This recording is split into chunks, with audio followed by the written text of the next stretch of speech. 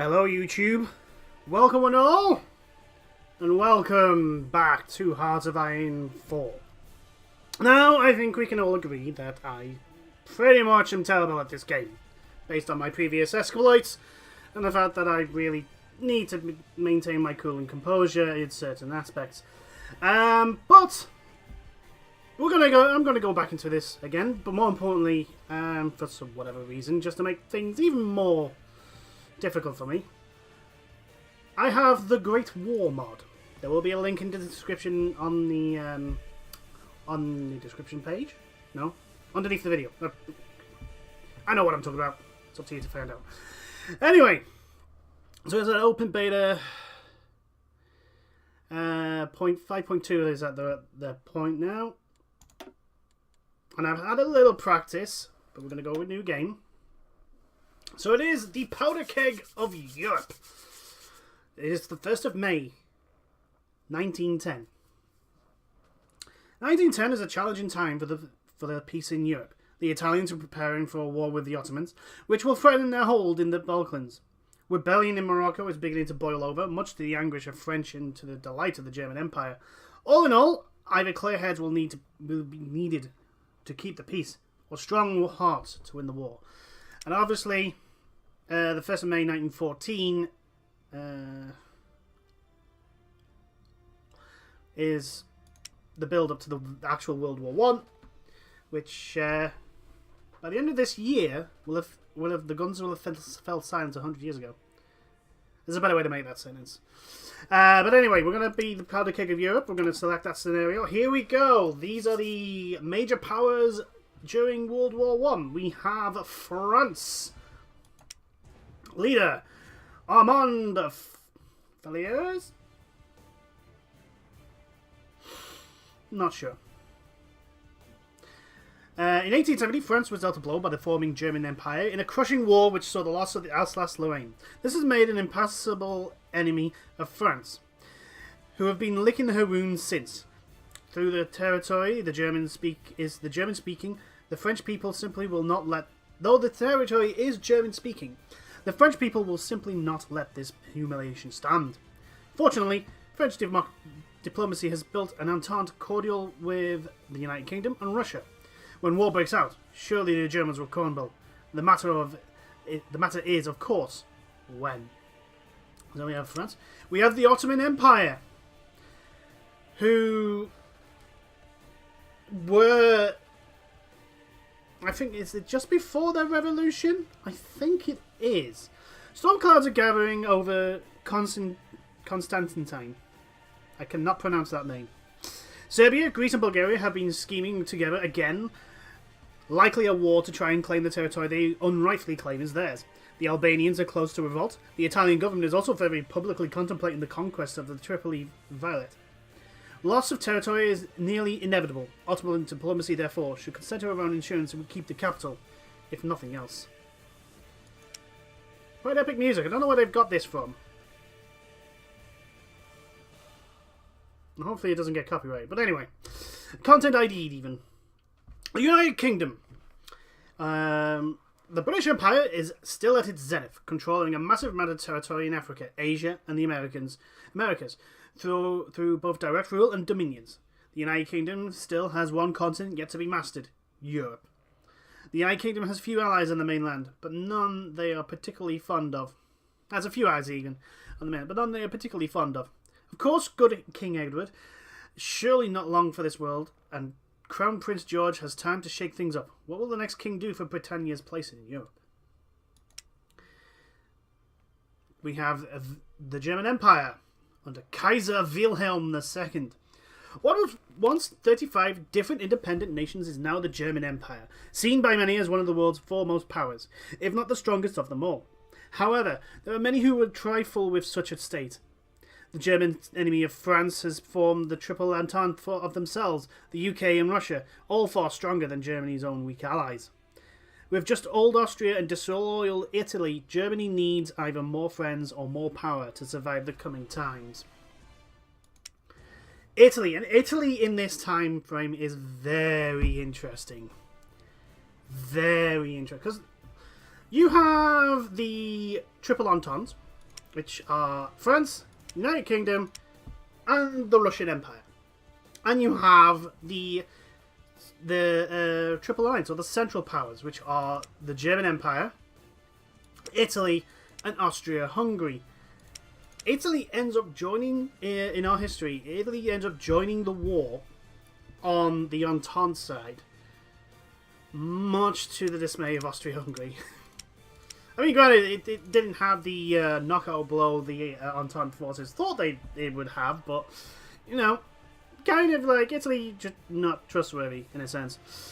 But anyway, Italy is the smallest third of the Triple Alliance, an alliance from which she has little faith in. Austria-Hungary, Italy's natural rival, is now a friend in the world of treaties, but still a rival in practical terms. After all, Italian irredentism still decrees the Austrian-held Dalmatian coast as Italian. For now, however, there are more pressing matters. War plans with the Ottoman Turks are already being drawn up. The government predicts a short, decisive war. Italy shall prove her power. We have the Austrian-Hungarian Empire. The last century was a curse to the Austrian throne. Humiliation after humiliation was thrust upon her, from the rampage of Napoleon to the unification of Germany by the Prussians. Venerable old Kaiser Franz Joseph now stands as the weakest member of the Triple Alliance, with two of her old enemies. But surprisingly, this has gone well for Austria so far. The Habsburgs have inherited Bosnia, and the people of Hungary finally seem placated. Perhaps more good shall come. Then we have the Russian Empire. Recent years have not been kind to the Russian Empire, with a major military defeat at the hands of Japan, followed by a revolution that forced the once invincible Tsar into a constitution. The Russian government must either get back on its feet and prove its strength again, or risk revolution. Locally, the Balkans are turbulent again. The crumbling Ottoman Empire is Russia's opportunity to expand, create new puppet states, and more importantly, prove it is still a world power. And of course, we have the usual United States, led by William H. Taft. I can't remember which number president he is, but I'm English, so you know. The odds of me actually remembering that thing is kind of slim, as in non-existence. While Europe trudges closer and closer to war and misery, peace and prosperity is the way in the United States in the United States in 1910. The success of dollar diplomacy and the Roosevelt colony have finally secured Latin America from European powers once and for all. The Philippines have been pacified for good. Yeah, pacified, by the way, everyone.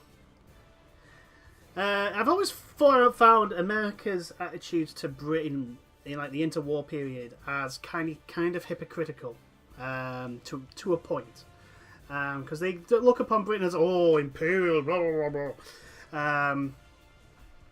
Yet they have they have overseas territories in the Philippines. So I found it kind of semi-hypocritical. I mean, I think they were trying to give them like independence to an extent, I think. But still, anyway. Small gripe out of the way. It'd be surely foolish to be blind to Europe, but for now, America is safe to build up. We have Serbia, where literally everything kicks off because of them.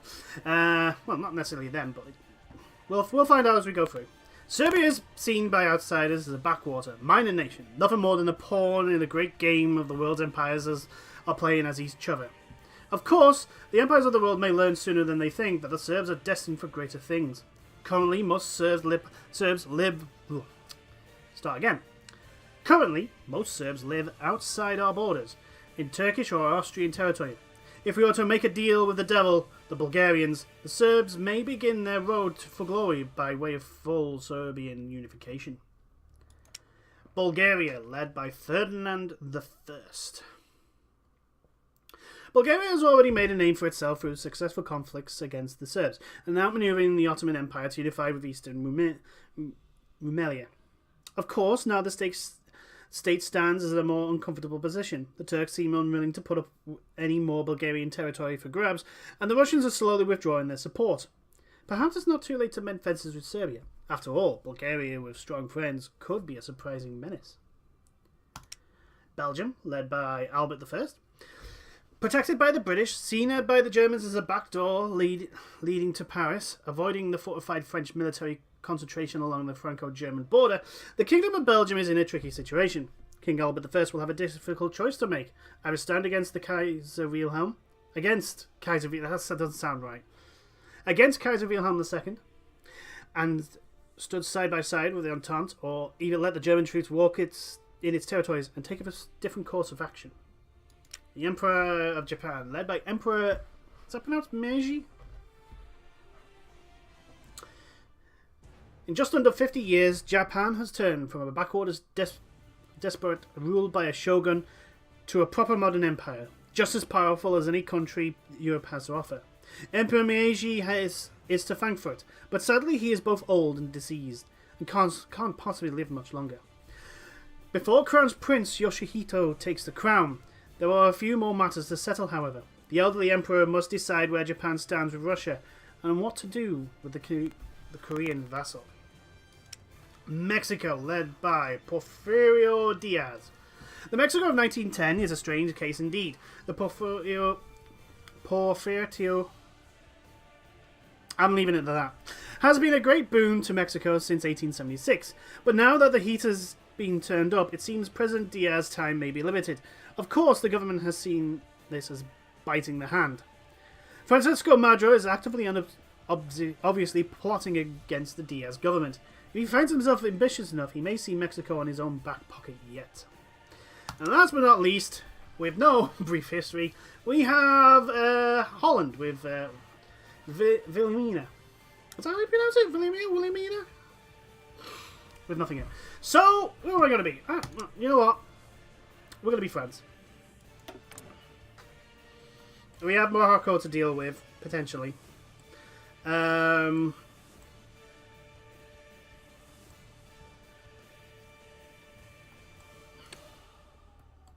Common term of Bosnia and Herzegovina. Well, that's going to soon be part of Austria. So here's the world, which is quite different to the world in 1933. We have a unified China under the Qing dynasty. I want to say Qing dynasty. I could be completely wrong. We have the Korean Empire, which is actually a puppet of Japan. The Russian Empire, in all of its green glory. We do not have Iraq or... we have Persia, not Iraq. The Ottoman Empire, not Turkey, and all its citizens. Egypt.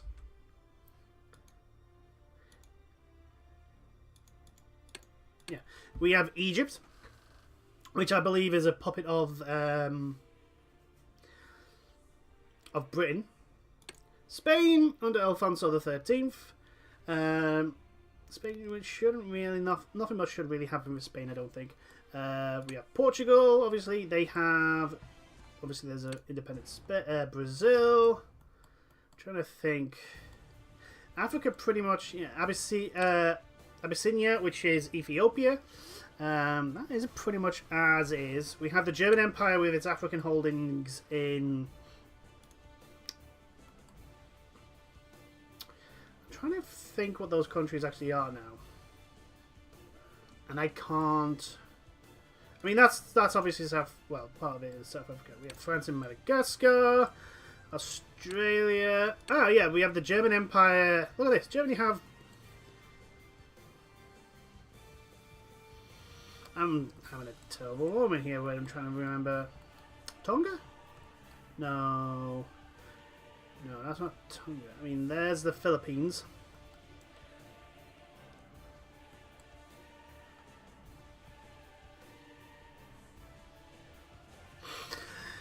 I'll have to think about where that place is. But anyway, as you can see, there's not a lot, but we're going to be France. Italy might be interesting. We could actually, maintain our peace maintain our alliance with Germany and Austria. It probably would not end well for us, though. If I was that. It could be Austria-Hungary. See if we could survive as the Austro-Hungarian Empire and not have it collapse at the end of 1918. Same with Germany. We could try and rewrite the world the way the history went. we could see if we could maintain the Tsar as in power, or maybe stop the communists from taking over. But I think we're going to be France. I feel France may be a little bit easier for me because I am terrible at this game apparently. I seem to be absolutely useless. So we're going to be him. We're going to be the French. We're going to have it on regular. What's custom? Oh, custom now does that. Right. Oh, strength in Bulgaria. Ooh.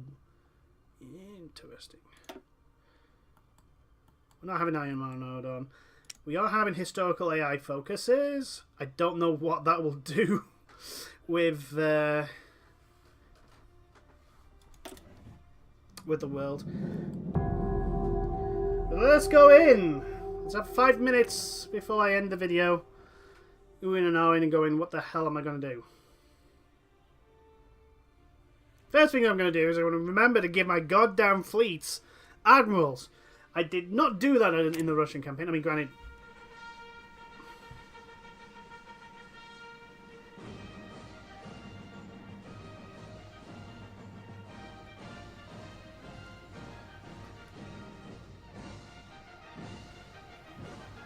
Hello, marching music.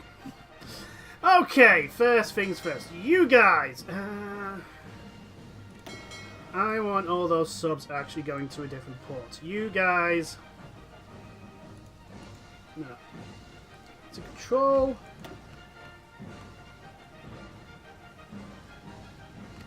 Yeah. I don't.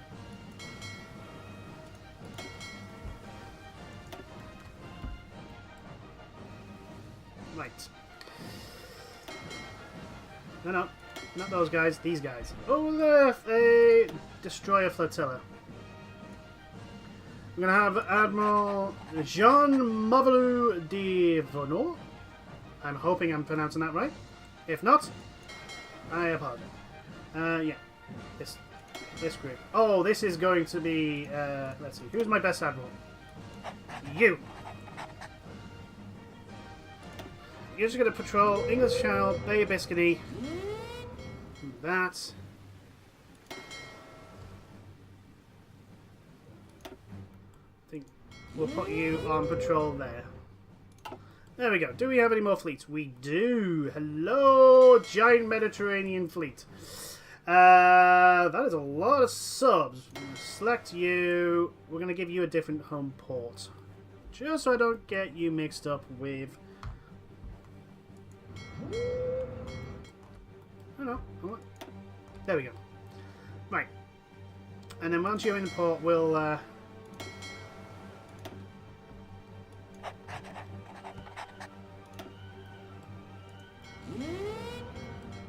I shouldn't have to...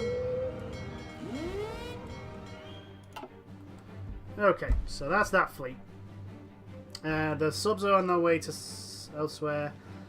Do I have any fleets in the Pacific? I do. I have a single... No, not you. You. Hello. Single battleship. You can just go patrol the South China Sea. Have fun. Do I have any other ships? Because if I do, I'm going to combine you with them. That's going to get confusing, by the way.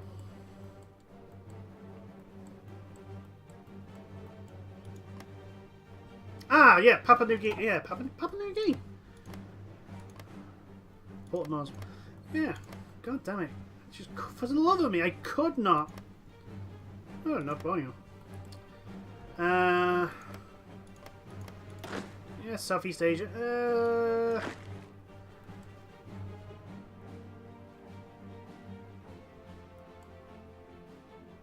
Yeah, you guys staying there should be fine. I'll make you into armies at some point. Right. I have a lot of troops in Europe.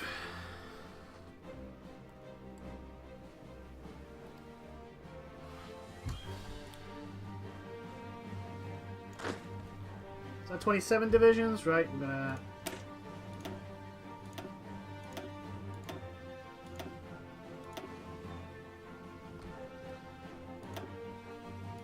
Hold on.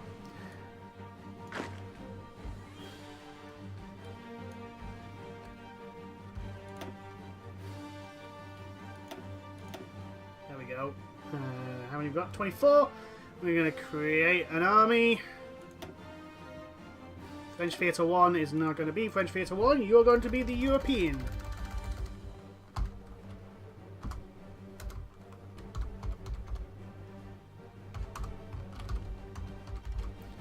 European Theatre, or the Europe Theatre. That's fine. You need a general. Yeah, you can have Pitan.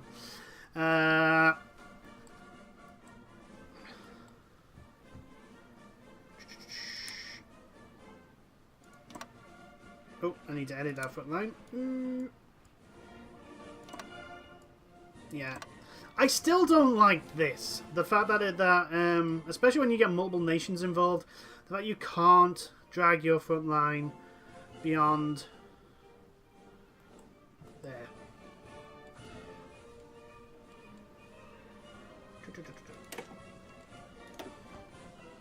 I don't know whether the audio is because I've got my mic. There we go.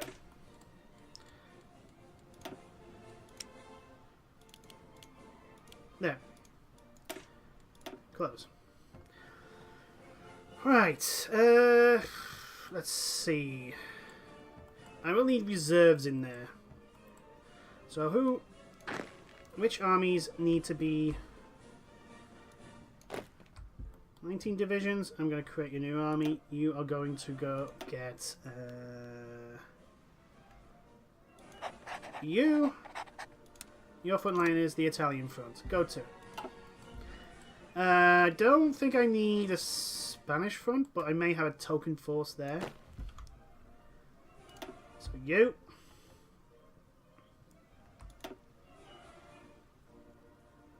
Yep, you there. That's fine.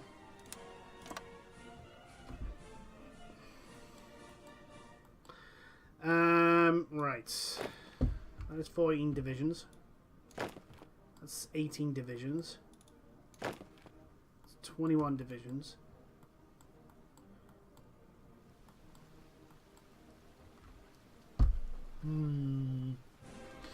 Do I we got a new army. Robert Nivelle. We'll get him.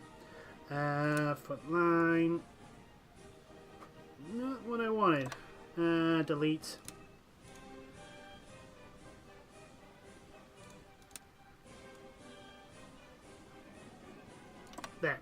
There we go. Yeah, you two don't think you can hold that line. It's fine. There's 2 divisions of it. You're going to get nicely equipped. I'm going to make sure. You guys. I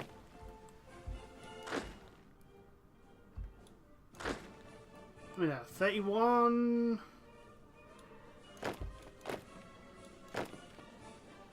That's 15. Gonna make a new theatre because this is going to be the African theatre.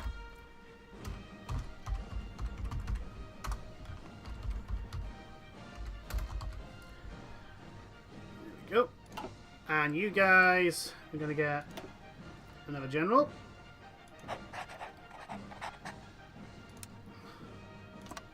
Just do that. And we'll assign other people to you, and all the others. You. Is there anyone I'm missing? Yep, you. That's 21 divisions.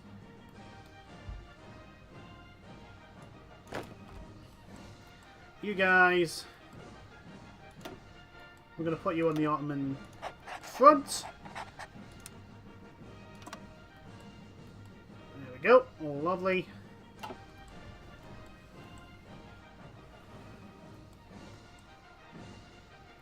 Do I have any more troops that are not? I have those guys. I'm going to assign you to him. Is there anyone else on a side? Ah, you.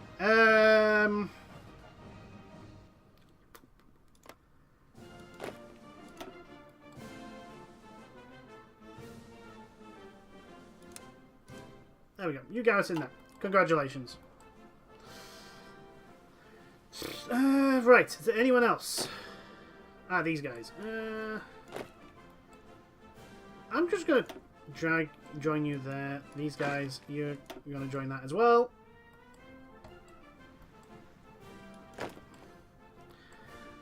We need another. You head over there. You head over there. Right. Okay. We've gone 25 minutes and still haven't finished. Outdated equipment. Pre-dreadnoughts. They are in production, so kind of can't really do. What we're going to do with political effort, with our focuses. Infrastructure would be nice. Enforce, free naval. Yeah, that's completed. That's completed.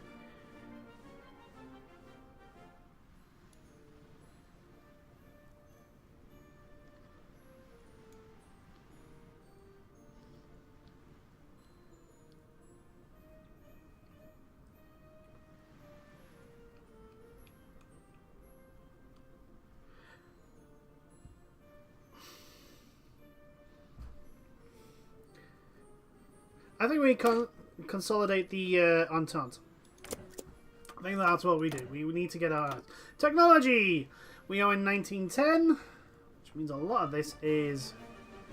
We could get Marines, I suppose. Actually, field hospitals, maybe. We have.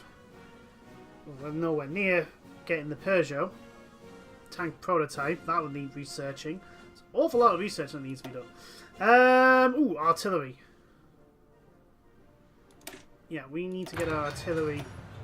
Nice. Ooh, heavy artillery. Ooh. Ooh.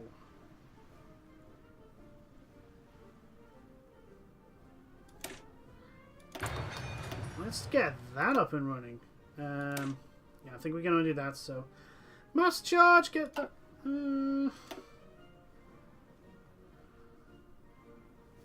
Seaplane carriers. Naval doctrine in the air. We have pretty much everything. We got airships. We can build airships. That's lovely. Air doctrine. We're going to go there. Engineering.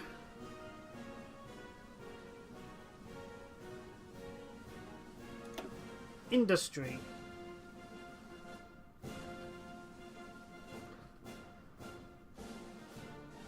That's production, recon, reconnaissance, factory outputs, infantry recovery rate. Actually, with construction speed, that will be nice.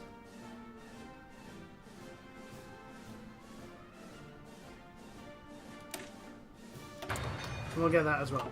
Lovely. We have another more understanding. Oh, we need a new theatre. One that I probably will ignore to the end of time.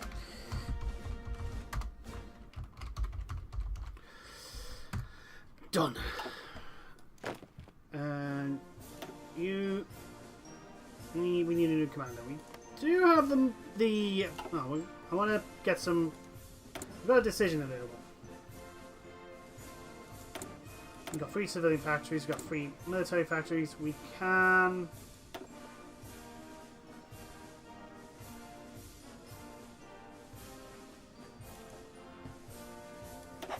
Yeah, I think we go free trade just to get factory output, construction speed, research time. Did I do that badly? No. No. That's what we need to do. No divisions are being traded. Yeah, I'll get back to that in a second. Outdated, yeah, we know about that. 3 military factories. Well, obviously we need as many of those as we can. And as many of those as we can. Field artillery we need. Half-drawn vehicles. Well, we're going to go a little bit into that. There's literally... Oh, we do need some more...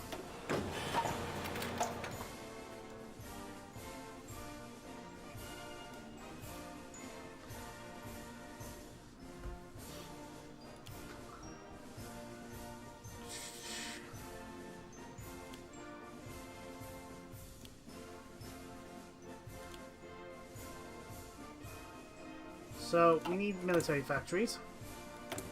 Yeah, we've got 3 civilian factories. unassigned divisions. Oh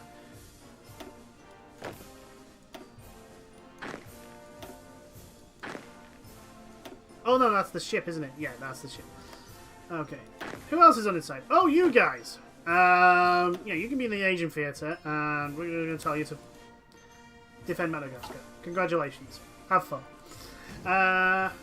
Still have unassigned divisions. Oh yeah, you are going to need a new general, and you're going to go there. There we go. Yeah, you can join that. There we go. No divisions in basic training. So let's have a division designer. Go back. Edit. So what we got? We got infantry. We got what's your combat with? 18. You have support artillery, engineer company, recon company. Pretty happy with that actually. May add some stuff. We may want to make a couple of those colony troops. Right, okay, you all have the same frigging... So we're going to have the elites of the stars. We're going to have the colonials as the knights.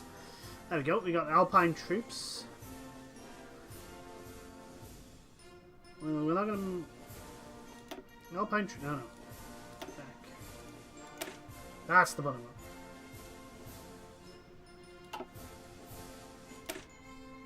So yeah, 4 alpine troops. They can dig in and all that. It's lovely.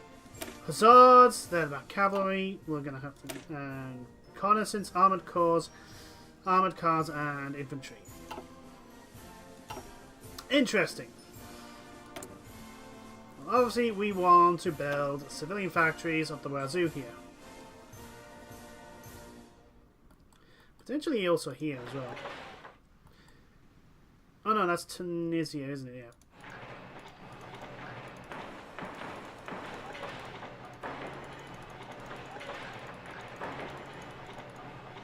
There we go.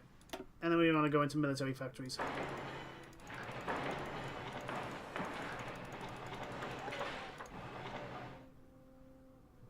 There we go. Let's start! Insufficient resources. What were you lacking? Wood! Wood! Wood is a resource.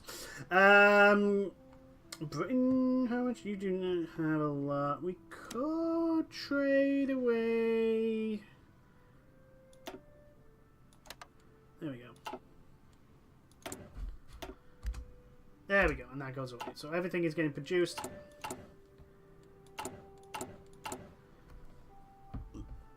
At the level we need. We will eventually need more wood for more field artillery. We're making no siege artillery. That is because... Ooh, we need to... That will need to be edited, so... We'll let everyone move into position. But anyway, that is over half an hour. Oh, dear. Thank you, everyone, for watching this video. I will see you all in the next one. Until then, toodles!